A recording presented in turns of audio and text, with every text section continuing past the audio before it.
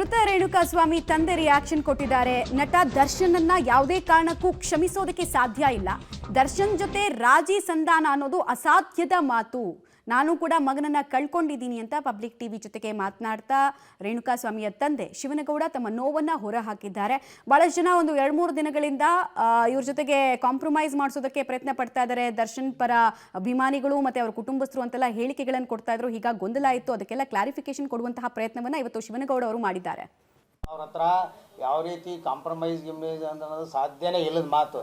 ನಮ್ಮ ಸಂಕಟ ನಮಗಿದೆ, ಆದರೆ ನಾವೊಂದು ವಿಶಾಲ ಭಾವನೆಯಿಂದ ಯಾರು ಬಂದರೂ ನಾವೇನು ಇಲ್ಲ ಅನ್ನೋ ಭಾವನೆ ಅಂದರೆ ಸಹಜವಾಗಿ ಹೇಳಿರೋ ಮಾತು. ಆದರೆ ವೈಯಕ್ತಿಕವಾಗಿ ನಾನು ಅವ್ರನ್ನ ಭೇಟಿ ಮಾಡಲಿಕ್ಕೆ, ಅವ್ರ ಜೊತೆ ಮಾತಾಡಲಿಕ್ಕಾಗಲಿ, ಯಾವುದೇ ರೀತಿ ಕಾಂಪ್ರಮೈಸ್ ಮಾಡೋಕ್ಕಾಗಲಿ ಆ ದೃಷ್ಟಿಯಿಂದ ಅವ್ರಿಗೆ ಹೇಳೇ ಇಲ್ಲ. ಅವ್ರು ಯಾವಾಗಲೂ ನಮಗೆ ತೊಂದರೆ ಕೊಟ್ಟರಿಂದ ನನ್ನ ಮಗನ ನೋವಿನ ಸಂಕಟ ನನಗೆ ಗೊತ್ತವಿನ ಅವ್ರಿಗೇನು ಗೊತ್ತು? ನನ್ನ ಮಗ ಎಷ್ಟು ಒದ್ದಾಡಿದ್ದಾನೆ ಕಿತ್ತಾಡಿದ್ದಾನೆ ಅನ್ನೋದು ನನಗೆ ಗೊತ್ತು. ಅದರಿಂದ ಅವ್ರ ಜೊತೆ ಯಾವುದೇ ರೀತಿಯಾಗಲಿ ನಾನು ಸಂಪರ್ಕದಲ್ಲಿ ಕಾಂಪ್ರಮೈಸ್ ಪ್ರಶ್ನೆನೇ ಇಲ್ಲ. ಕಾನೂನು ಹೋರಾಟ ನಡೀತೈತೆ, ಕಾನೂನು ಪ್ರಕಾರ ನಡೀತೈತೆ. ಕೋರ್ಟ್ ಇದೆ, ನ್ಯಾಯ ಇದೆ, ಪೊಲೀಸರಿದ್ದಾರೆ, ಸರ್ಕಾರ ಇದೆ. ಸರ್ಕಾರ ಇಲ್ಲಿವರೆಗೂ ನಮಗೆ ನ್ಯಾಯಯುತವಾಗಿ ಧರಿಸ್ಕೊಟ್ಟಿದೆ, ಮುಂದೇನೂ ತೋರಿಸ್ಕೊಡ್ತೈತೆ. ನ್ಯಾಯಾಲಯನೂ ಕೂಡ ಇಲ್ಲಿವರೆಗೂ ಏನು ನಡೆದಿದೆ ಅದು ನಮ್ಮ ತೃಪ್ತಿ ಇದೆ.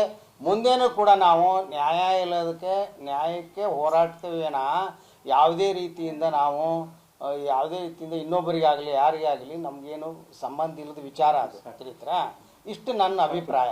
ನಾವು ನ್ಯಾಯನೇ ಬಯಸೋದು.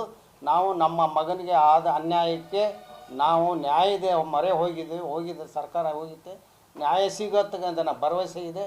ಅವ್ರಿಗೆ ಕಠಿಣ ಶಿಕ್ಷೆ ಯಾರ್ಯಾರಾಗಿರಲಿ, ನಮ್ಗೆ ಯಾರು ಅಂತದಲ್ಲ, ಅವ್ರಿಗೆ ಶಿಕ್ಷೆ ಆಗಬೇಕು ಅಷ್ಟಂತ ನಮ್ಮ ರೇಣುಕಾಸ್ವಾಮಿ ತಂದೆ ಶಿವನಗೌಡ ಅವರ ರಿಯಾಕ್ಷನ್ ಇದು. ಕಾಂಪ್ರಮೈಸ್ ವಿಚಾರದಲ್ಲಿ ನಮ್ಮ ಫ್ಯಾಮಿಲಿ ಯಾವುದೇ ಕಾರಣಕ್ಕೂ ಒಪ್ಪಿಲ್ಲ, ಆ ಥರದ್ದೆಲ್ಲ ಅಸಾಧ್ಯದ ಮಾತು ಅಂತ ಹೇಳಿದ್ದಾರೆ. ಇನ್ನೊಂದು ಕಡೆಗೆ ಹಿರಿಯ ನಟಿ ಗಿರಿಜಾ ಲೋಕೇಶ್ ದರ್ಶನ್ ಸ್ಥಿತಿಯನ್ನು ನೆನೆದು ಕಣ್ಣೀರಿಟ್ಟಿದ್ದಾರೆ. ದರ್ಶನ್ ಒಡನಾಟವನ್ನ ಸೃಜನ್ ತಾಯಿ ಗಿರಿಜಾ ಲೋಕೇಶ್ ಅವರು ನೆನೆಸ್ಕೊಂಡಿದ್ದಾರೆ.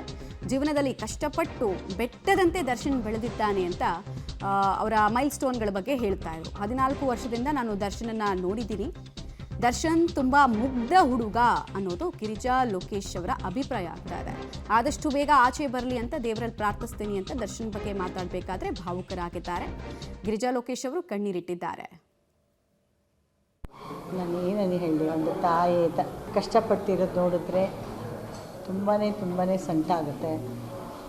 ಅದರಿಂದ ಬೇಗ ಹೊರಗಡೆ ಬರಲಿ ಅಂತ ಆಶಿಸ್ತೀನಿ, ದೇವರಲ್ಲಿ ಬೇಡ್ಕೋತೀನಿ. ಅಷ್ಟೇ ಹೇಳಕ್ಕೆ ಸಾಧ್ಯ. ಕಾನೂನು ಚೌಕಟ್ಟಲ್ಲಿರುವಾಗ ನಾವೇನೂ ಮಾತಾಡಬಾರ್ದು ಅದ್ರ ಬಗ್ಗೆ. ಬಟ್ ಯಾರು ತಪ್ಪು ಮಾಡಿದಾರೋ ಏನು ಕಥೆಯೋ ಯಾರಿಗೂ ಗೊತ್ತಿಲ್ಲ. ಅದನ್ನು ಕಂಡುಹಿಡಿಯೋ ಇದು ನಮ್ಮ ಪೊಲೀಸ್ನವ್ರಿಗಿದೆ. ಅವರು ಅದನ್ನು ಹೇಗೆ ತೀರ್ಮಾನ ಕೊಡ್ತಾರೋ ಅದರ ಮೇಲೆ ನಾವೆಲ್ಲನೂ ಅದನ್ನು ಶಿರಸಾವಹಿಸಿ ಸ್ವೀಕರಿಸಬೇಕು ಅಂತ ನನಗನ್ಸುತ್ತೆ. ಆದರೂ ನಮ್ಮ ಮಗು ಹೊರಗಡೆ ಬರಲಿ ಅಂತ ಒಂದು ಆಶಯ ಅಂತೂ ಇದ್ದೇ ಇದೆ. ಎಲ್ಲರ ಪ್ರಾರ್ಥನೆ ಕೂಡ ಆದರೆ ತಪ್ಪು ಮಾಡಿ ಅವ್ರು ಬಂದುಬಿಡಲಿ ಅಂತ ನಾವು ಹೇಳಲ್ಲ. ಆ ತಪ್ಪು ಮಾಡಿದಾರೋ ನಿಜವೋ ಇಲ್ವೋ ಸುಳ್ಳೋ ಏನೂ ಗೊತ್ತಿಲ್ಲ, ನಮಗೆ ಗೊತ್ತಿಲ್ಲ.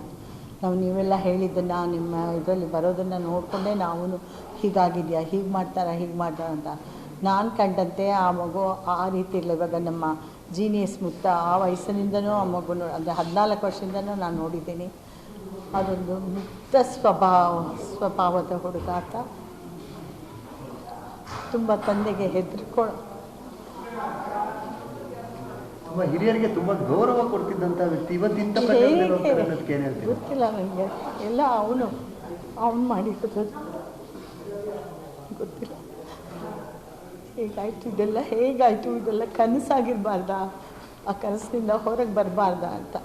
ಯಾರೇ ವ್ಯಕ್ತಿ ತಪ್ಪು ಮಾಡಿದ್ರೆ ಶಿಕ್ಷೆ ಅನುಭವಿಸ್ಲೇಬೇಕು ರೀ. ನಾನಾದರೂ ಅಷ್ಟೇ, ನೀವಾದರೂ ಅಷ್ಟೇ. ಒಂದು ಇದು ಹೇಳ್ಕೊಳ್ಳೋಕ್ಕೆ ನಾನು ಏನು ಅಂತಂದರೆ, ಆ ಹುಡುಗನ ಸ್ವಭಾವ ತಂದೆ ಸತ್ತಾಗ, ಅಕ್ಕನ ಮದುವೆ ಮಾಡಿದಾಗ ಎಲ್ಲ ಹೇಗೆ ಎದುರಿಸಿದ ಆ ದಿನಗಳು. ಆಮೇಲೆ ಆತ ಫೀಲ್ಡಿಗೆ ಬಂದಾಗ ಆತನಿಗೆ ಯಾವ ರೀತಿ ಒಂದು ಮರ್ಯಾದೆ ಸಿಕ್ತು ಅದೆಲ್ಲ ಕಂಡಿದ್ದೀವಿ, ಕೇಳಿದ್ದೀವಿ. ಅದನ್ನು ಮೆಟ್ಟಿ ನಿಂತು ಮೇರು ಎಷ್ಟು ಬೆಟ್ಟದಾಗ ಬೆಳೆದ್ಬಿಟ್ಟ ಅಂಥವನಿಗೆ ಸಡನ್ನಾಗಿ ಈ ಥರ ಒಂದು ಇದು ಅಂತಂದರೆ ತುಂಬ ಒಂದು ಆಘಾತಕಾರಿ, ಆಶ್ಚರ್ಯ. ಅದು ಹೇಗಾಯಿತು ಅಂತ ನನಗೆ ಗೊತ್ತಿಲ್ಲ. ಏನಾಯಿತು ಅಂತಲೂ ಗೊತ್ತಿಲ್ಲ ನಮಗೆ. ಇಷ್ಟ ಹೇಳೋಕ್ಕೆ ಬೇಗ ಬರಲಿ ಅಂತ ದೇವರಲ್ಲಿ ಪ್ರಾರ್ಥನೆ ಮಾಡ್ತೀವಿ ಅಷ್ಟೇ. ಅದು ಕಾನೂನು ಏನು ಕೊಡ್ತಾರೋ ಏನು ಹೇಳ್ತಾರೋ ಅದ್ರ ಮೇಲೆ ಡಿಪೆಂಡ್. ಇದು ಹಿರಿಯ ನಟಿ ಗಿರಿಜಾ ಲೋಕೇಶ್ ಅವರ ಮಾತು. ಒಂದು ಕಡೆಗೆ ದರ್ಶನ್ ಪರವಾಗಿ ಬ್ಯಾಟ್ ಬೀಸ್ತಾ ಇದ್ದಾರೆ, ಭಾಳಷ್ಟು ವಿಚಾರಗಳನ್ನು ಪ್ರಸ್ತಾಪ ಮಾಡಿದ್ರು.